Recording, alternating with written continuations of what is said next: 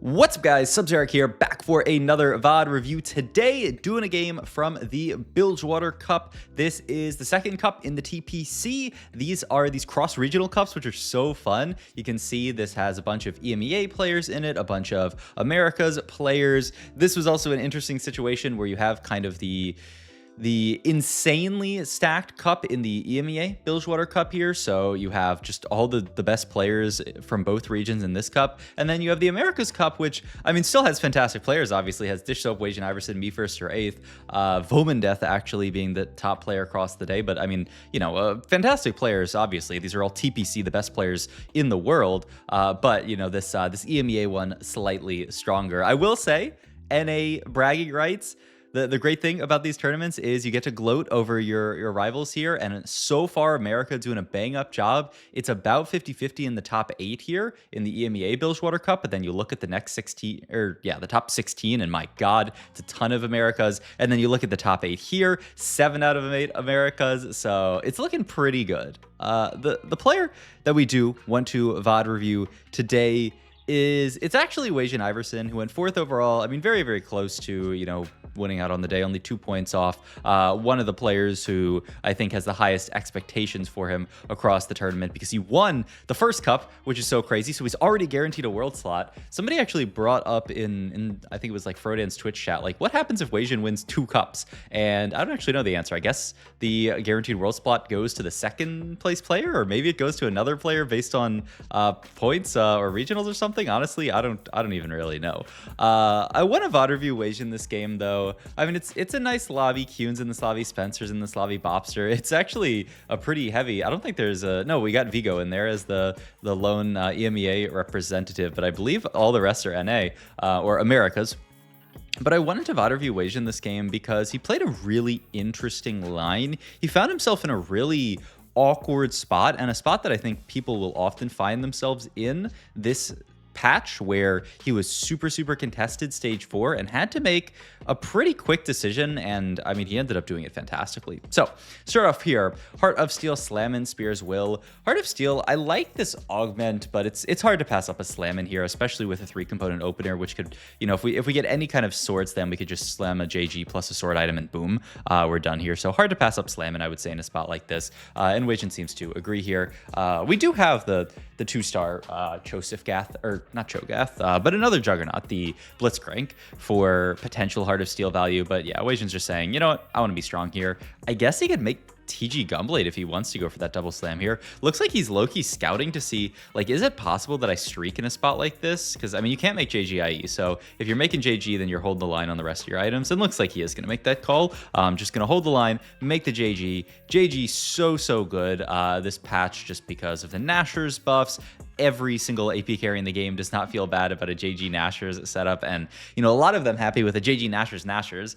So getting that crit down is never bad. We do pick up a Milio here, which is interesting. We do also have the Vi that we can hold on to as Vi pair here, and yeah, he's actually, I really like this play a lot. He's just gonna full pivot the board into this and then slam items onto the Vi so that we can go for the unlock on the Orianna. We've talked so much last patch, this patch, about how strong this Orianna unit is. She's just a monster here, and so see Orianna play Orianna, especially in a spot like this where we already have the Nico that can pair nicely with the Vi. So we're gonna have a great start here with the Ori, and if we do ever end up picking up Blast Shield, I mean, it's so good.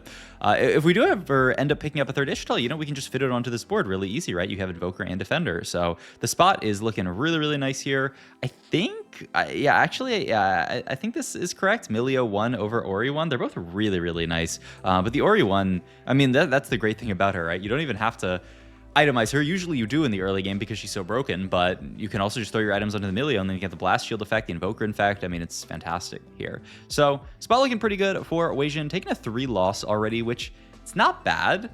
We have the Slammin, so we have the Econ to, you know, catch up our board later this game. Obviously not going to play any kind of reroll line, but a lot of, you know, stuff that we can still play from here. Opt to take the Giant Spell here on Malice. Interesting. Is he going to go for just a guard breaker here to just make the slam here? Actually, I mean, it's on a 3 cost. It's an item that you can make here with this extra glove. I guess that's the best slam out of the glove, because I don't think we want to make a Stair Axe. I guess the other thing is we could just hold on to all of these components here. But I think something to bring up already here is you can already start to see that we're going to be contested this game. You scout this guy, boom, they already have a Lysandra, so they certainly want to play towards this Lys Seraphine type line here. You scout this guy, obviously not contesting us, but you scout this guy, has a Void Slav Stam, has a Orianna as well. This guy very likely to play towards Lys Seraphine. This guy has an Orianna with a JG. Another Trade Sector player also with the Bard unlock, so they're going to have a trillion rolls. So they're thinking about playing towards Lys Seraphine. There's a Gunblade Sona player who probably is going to play towards Demacia, I guess is the saving grace here, but we scout the lobby and it's pretty dicey already in this spot here. Now the upside is we have an econ augment, but a lot of these players, people who take, like Trade Sector and then unlocking Bard, kind of have two econ augments. They have the Trade Sector and then they have the Bard, who's like, I'll call it half an econ augment if you want to get mad at me, but it's definitely some portion of an econ augment. And this guy, yeah, already item slammed here. That guy Melio, I mean, this is what this patch ends up looking like a lot of the time, is a lot of players angling towards this Lys Seraphine comp because it is just so strong, so consistent to play into. You can guarantee the Orianna unlock pretty much every game because worst case you find a single Caitlyn and then you unlock Orianna. So it's very easy to unlock Ori. And so oftentimes you'll find yourself in a situation like this where Wasianiverson saying, ooh, what are we actually going to do here? I'd love to play Lys Seraphine. If I do end up in a spot where I get these units, I will play it. But there's a very real world where I don't get these units, where I end up just rolling it down, and at that point, there's way too many copies out of the pool. I guess the Giant Spell, more that I think about it, is just for Nashers. He just wanted to prioritize half Nashers component because he had the JG already. Yeah, okay, this makes sense here. What do we have as our options here? 80 gold seems pretty tough. Empty bench for 4 rounds seems pretty tough. Lose 3 is a little scary. I guess I would just take lose 3 here, though. I mean, it's a lot more gold. I mean, the question is, like, are you confident about losing 3 with this board? And, like, I'm pretty sure this lobby looks quite strong here. So I think we can. Wow, he takes 80 gold. How much do you get for that? 80 gold for 75? Huh. I actually don't even understand that, really. I mean, I think Wasian is an absolute beast here. Ooh, this is another really cool call. He's an absolute beast at this line, so I will trust him. I guess he's saying, yeah, I'm gonna win this fight. I have an upgrade. I don't want to have to full into these boards. Wasian really does not like the loss streak ones, just because you are forced to lose there. Even though this one, we're still gonna end up losing a lot, I think, when we do take this one. But we'll see. Never question the Wasianiverson. I also do really want to talk about this slam here. I think this is really smart from Wasianiverson to say, I'm Bobo here. If I do opt to make Nashers, not only am I killing my tank component, which is going to be really awkward because then we're going to have no tank components made, but then I also still have this kind of awkward bow left around. I then, I'd make GS, I guess, is the idea, but then all you have open is glove here. It's kind of awkward. The red buff both gets rid of the bows, leaves the belt open for potential tank component, and also gives you heal cut, which, we wouldn't have if we go down the other route. So I actually really like this slam from Wasian. It's a little counterintuitive, I think, because, I mean, the prevailing idea is that JG Nashers, I mean, you just always make this. What's also interesting in this spot, by the way, Wasian hovers Earth's Gambit here. Like, this is what he's actually thinking about defaulting here. He's just saying component's good, the gold's good, getting a spat or a frying pan. I guess he has a plan for those. I don't really know exactly what the plan would be from these. Like, I mean, I guess he's thinking of making Freljord Emblem was his idea, or even like Bruiser Emblem or something, but he ends up taking Care Package. Low-key, I kind of wish I could have seen the game that he would have played from that other augment, because it would have been like, I'm not often taking Earth's Gambit in spots like this, but I mean, if you want to make Freljord Emblem and play into this kind of stuff, play 5 Frel, I think it could make sense. So yeah, gonna opt to just make the Gunblade here. Ends up having to go on a Vi, which is pretty awkward, but once again, another situation where we have this sword that's just sitting open here, don't really have that much to do with it, and, Gunblade in a comp where you were playing for these really beefy front lines, it's not bad. It's not amazing because it's not like you have a ton of Armor or anything like that, but it's something. But yeah, continuing to chill here.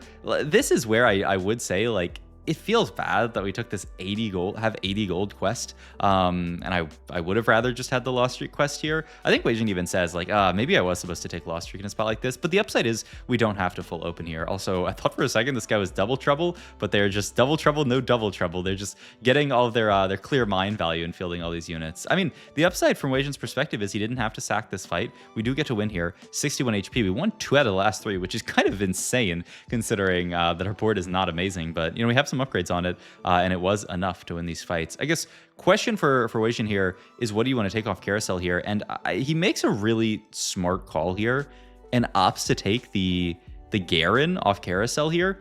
This does 2 things. One is it allows you to just have a Garen with a redemption, with an anima visage here, which is just not a bad pickup regardless. It allows him to deny the player who is playing Demacia and stop them from hitting. And it also gives him a tank item here. Getting tank item, as we kind of talked about, is just kind of like way too important in a spot like this. Like, you are not going to have a good game if you take Nashers here and then your 4 damage items, 0 tank items. Like, you got to balance out your frontline and backline components at least a little bit here. So yeah, really nice pickup from Wasian. And now he's got this Garen, which starts to maybe make possibilities of doing other stuff, of not necessarily having to play this Lyseraphine line possible. We do level up here, take the XP quest, which is beautiful. This is exactly what you want in this spot. You econ really, really hard, and then take the XP quest here, and then just chill. And then you're gonna pump to level 8, and your life is just gonna be maybe not great because we're 51 HP in a very, very contested line, but your life's going to be decent. It's going to be better, and especially winning fights like this is going to make us feel better. We won 3 out of 5 of these fights. It's kind of crazy, actually. If you had shown me this board at 3-1, I would not have expected it to win as much as it does, but I mean, hey, that is the power of this this line. Also, I didn't touch on it there, but that's actually a really smart, just tiny little optimization from Wasian. With an XP quest, you don't need to field Ishtal when you do this, so he just takes the Garen he just takes the Kiana off the board and fields Garen this round for 3 defender for a slightly stronger board, and then he's gonna field Kiana in here for him to pre-pump for the quest here. It's actually so smart just to do that little thing. And he actually, wow, opts to sell Garen here. So yeah, he's still not really at this point thinking at all of playing into any other line aside from Lyseraphim. The problem though, as you can see with this scout here, is this player, Crazy Cat, the person who had this this Cluttered Mind plus Indecision here, ended up taking Epic Roll Down, which is such an epic augment to take in this spot here, because he just went straight to level 8 and sent it here for the entire board. Lys pair, Seraphine pair, Taric 2 here. Only thing they're actually missing is the Braum. They did not find a single Braum, which is pretty unlucky. But that's already, 2 Lys, 2 Seraphine out of the pool, which is really, really obnoxious, and 3 Tarics. So it's really, really difficult for us. I would say you just take the cash out here, just take the value. We do get an item here. But the other thing you realize is, boom, we scout again here. That's 2 more Seraphines out. That's another Braum out. That's another Lysandra out. So that's at least, that's 4 Seraphines, 3 Lysandras, plus a Braum out. This is another guy, right, this is Spencer, who just hit Seraphine 2. So that's already 7 Seraphines out, plus Lysandra, and that's if no one else is taking it. So Wasian quickly realizes, I'm not going to be able to hit this. I like the items here a lot. Opts to make the Ionic Spark here because we need MR Shred. That's the kind of last thing they really need on this board. And then he can just take Shojin here, make Gunblade, and then just make Adaptive as the last tank item. I love these item slams. But yeah, it's impossible to play with Seraphine from this spot. You are not going to hit a Seraphine 2 when there's 7 out of the pool. A minimum, there might even be more if other people are just holding a random Seraphine for Piltover. So we cannot play this comp. The question then becomes, what do we play? And Wasian, I mean, he's a beast at TFT. What he's going to do in this spot is he's kind of going to let Mortdog show him what to play. He's going to say, I'm going to do a flex roll down here. Just try to put good units on my board. Just try to put upgrades on my board. And we're going to go from there. Last augment pick here. Important here, Ascension, Best Friends, both terrible options. And Glass Cannon's actually not bad in a situation where you have Gunblade, where you have the other stuff. You have blast shields as well to keep your units alive. So I like glass cannon a lot here. But yeah, just going to take, I guess, lose 3, but we're probably going to tech this out here. 50 gold to roll down here. So let's watch this roll down because I think it's very important. I love this from Wasian. First thing he does is he just sells off these random units, right? We're never going to field a Kog'Maw on this board. We're never going to field a Kiana on this board. It's so much easier to just quick pivot your board when you do stuff like this by just open selling your units first. He's only got 38 seconds. He opts to even hold the Mals here just for Disruptor here. But this is the out that he's holding on to here. He's holding on to Luxes. He's holding on to Garen's. He finds an Annie and he says, yeah, maybe I can fit that on my board. Going to continue to roll down. Finds the first Lysandre, but still it's clearly, you know, too little too late from the perspective of having a board here. And so this is for now the board that he sticks on. Yeah, he thinks about playing this, but he's like, oh, well, this doesn't actually like do anything. I'm playing 2 Invoker here. So I might as well just do this here, get the Disruptor in. I can't actually make Mal's 2 here because it's not a consequential enough upgrade on this board here. So I love this. Just in 2 seconds, we buy a bunch of seemingly almost random units, but we pick up the Annie here, pick up the Zilean here, throw items onto Zilean. Zilean is a great item holder if you aren't in a spot where you are hitting 2-star 4 cost, so he's fantastic, and he's going to start farming us up XP that can help us push 9, especially with the Slammin' value as well, which he does get at the last second there with the glove. So yeah, the spot I would say right now looks really, really rough. We are thinking about pivoting back into Demacia, but pivoting back into Demacia is really, really rough. We do pick up the Lux though, and boom, look how quick that pivot is. Pivots immediately into 4 Arcanist here with the Annie and the Nico, and then he's going to move items over to Lux here, make these slams, leave the red buff onto Seraphine for now just because she's a good spreader of it, and this is going to be our board for now. The Lux 2 is going to help stabilize this. This is a 4 Arcanist. He's actually playing 3 Piltover right now just because he has the random Seraphine in to spread the red buff, which, you know, ideally we can find something a little bit better to play, but there's not much. And you can see, yeah, he even team planners the Jarvan. He's like, I need to go back and find Jarvan here, which is really, really, really awkward. Finding a Jarvan on level 8, but hey, easier level 8 than level 9. We still have the glove open here. I was thinking, yeah, just this, make steadfast. I think we're low-key good on damage items, and adaptive can always move to backline. Pick up the Jarvan here. This is big. Going to continue to roll down here because we are still not very stable in this spot here. But now this is the hit that actually puts us into a more reasonable spot. We find Garen. We field the Jarvan as well. So we get Demacia in here, and we play a 4 Defender front line here with the other Spark just here. Also, Bopster, my God, was actually relatively close to 3-star 4 costs, but just dies there at, wow, what is... How did he end up? I mean, he just took the triple econ, tried to send it for Belva 3, was 1 off Belva 3, sold his whole board, and went 8th. Oh, well, that is the downside to going super, super hard for 3-star 4 cost, is that sometimes that happens. So we'll take a free fight there. I mean, you never feel bad about it. And Bopster was probably thinking, you know, like, my spot's horrible. Like, obviously we didn't see his game, but it was probably one of those games where he's just like, you know what, my spot sucks. I'm just going to go for this. And, you know, a decent percent of the time, I just hit Belva 3 and go first, and then a decent percent of the time I go 8th, which is probably what I was going anyways. So maybe we didn't watch his game, obviously, but maybe a smart decision from him just to play for his out. Sometimes he got to in TFT. But yeah, once again, this is our board. We are playing this weird Lux 4 Defender, 3 Arcanist for now board. But look at this. We actually clear a really, really solid just Lys Seraphine board here. We clear this board. I was actually playing this comp the other day, and I do think I was playing, I think, the reverse of this matchup, Lys Seraphine into Lux, and if you can get the correct positioning where Lux is actually sniping backline, you can easily win fights with this comp in that matchup, and the whole lobby's playing that comp. So yeah, we pick up a little bit of gold here, another dupe here, which actually lets us double dupe Jarvan, which is hilarious, and now we just have to figure out our last items in this spot here.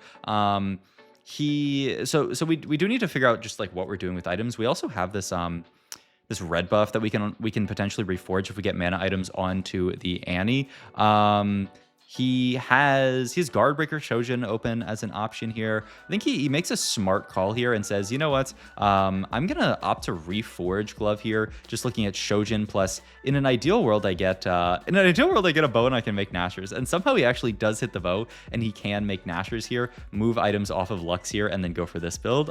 So kind of crazy that he does even end up hitting this, but hey, not bad. And the only downside is we do just still have this red buff sitting on Zilean here. It's honestly not horrible. bearable. Gives us the heal cut at the start of the fight until our Annie casts, but it's not great. But yeah, look at our board here. We fight a very, very strong other Lux board here from Vigo. Close fight here, and the big thing is with the Zillion XP, we can level up here and actually fit 4 Arcanists on this board. We're rolling down for Zillion 2 in this spot here, and yeah, this is the board that we have cooked up here. 4 Arcanist, 4 Defender, 3 Demacia, 2 Invoker, 2 Piltover. It honestly looks pretty sick. The Annie is a really, really fantastic way to just take advantage of this insane frontline with Garen 2, with Blast Shields. Like, we have a very tanky board and an Annie that is going to have inevitability. And if we do ever end up in a spot where we do hit Annie 2, all of a sudden our board is like really, really, really strong. This Annie unit's, she fell off. Ooh, you must take that, right? And do you just move the Annie items over, or is he just going to leave? Oh, he can't move Annie items over. He has no removers left. Sad. Well, okay. I guess we can just leave items on the Zillion 2 for now. I mean, I've seen worse. I've certainly seen worse. But yeah, this line, I think it just... It actually makes a lot more sense these days where the meta is a lot slower. You're playing against stuff like, I mean, even stuff like this, like Mel takes a while to, ramp up and get our cast off. Obviously, the Lys Seraphim comp is really, really slow to, you're just waiting 20,000 years for your Braum to tank forever, and then your Lys and your Seraphim to just kill everybody. Annie does really well in those matchups. She does really bad when there are these like high burst matchups. That's why she was kind of unplayable when the flavor of the month was stuff like Tryndamere, stuff like Diana that instantly one-taps your backline. But nowadays, when this is the meta, also really nice defense there from Wasianiverson. This guy one off. Oh my god. Yeah, Spencer is one off Lysandre here. So really good defense to hold on to that there, because it would be pretty bad if somebody hits a Lysandre 3 in our lobby. I would say that would be quite bad for us. So yeah, but yeah, all that to say, like, this line actually like makes sense on this patch because the meta has slowed down a bit. Annie can actually do stuff in these fights. Sadly, in this fight, she ended up getting blown up. But the Lux with the Gunblade, with the Nashor's JG, just allowing him to cast, heal up, and win a fight here. Spencer drops down, so we no longer have to hold on to that unit. And yeah, we are just looking at being strong here on level 9. And there's actually, hilariously enough, another player playing Annie. Is Annie broken? I mean, we have 2 people playing Annie in the top 2 HP wise right now, and they're both looking very strong. Waiting on a 3 streak at this point, just kind of clearing everybody. Rotate into this guy. The big difference though is this guy is stuck on 8, just found a random Annie on 8, and we are level 9. We have the ability to potentially hit Annie 2 down the line. This is a really close fight though. Lux kind of locks in though. Yeah, nice fight here. And then Crazy Cat goes down as well. So all of a sudden, this game where we didn't know what we were going to do on 4-1. We were like, we are super, super giga contested. Like, what can we even do? We flex around the Zillion, the Annie, the Lux 2, the random Garen. This is not even, it's not an unlocked Galio game because you can't, because we aren't holding on to enough of the other Demacia units, but we just play around just this flex board of 3 Demacia, and it's working. We're going to roll down here, try to find Annie 2, and we do find it here, which is huge. We are, looking at moving Adaptive down here, and then just going to move the tank items over to the Volibear here, or onto the a different bear, the Tivers. So yeah, this is fantastic. Ooh, a little scary, the Tivers right in front of the set, though. Hopefully we can get him to, do some push-ups before he casts here. I will say the set is going to come back here. Oh my god, and then he dunks right onto the Annie, which is pretty bad. So we take, that's a rough fight, but we need Annie to not be where that set is about to ult. We kind of just need to swap her over to the other side there.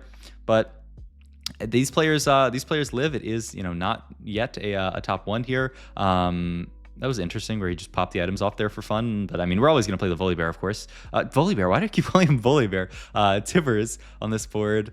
They share a model or something. I don't know. Really good positioning on the Zillion as well, just to have him start by bombing off the enemy main tank there. Really, really like this. This is a very close fight as well, but oh my god, we just barely win it. And Vigo takes a loss to our clone as well. 30 gold here. We kind of want to go... we want to go 10. I guess the thing is there's nothing to roll for at this point, so we might as well just hold the line here, chill on this board. We just have to position, make sure that we aren't getting sniped by Lux here. Swaps the Annie really quick last second here. We are opposite side Lux, but she's going to be ulting through the bear for a while here. So this, actually no, she does ult onto the Annie here, and again, but the Annie's already cast. Oh my god, that was really bad. She get triple tapped by the Lux there, but it's fine. We have enough damage on this board that we do still take the win with an Annie 4 Defender, 4 Arcanist flex game from Wasian. I just thought this was such a cool line, such a weird, just such a good example of you're playing TFT and sometimes you have to change your game plan. Sometimes you're in a spot where, you know, you think this game might be doomed, but if you actually just think a little bit outside of the box, play a line that's not so straightforward, you can win in a lobby in an insanely stacked tournament. So hope you guys enjoyed this video. If you did, please like, comment, and subscribe. Check out my Twitch for Medify. All my links down below, and I will see you guys in the next video. Thanks for watching as always.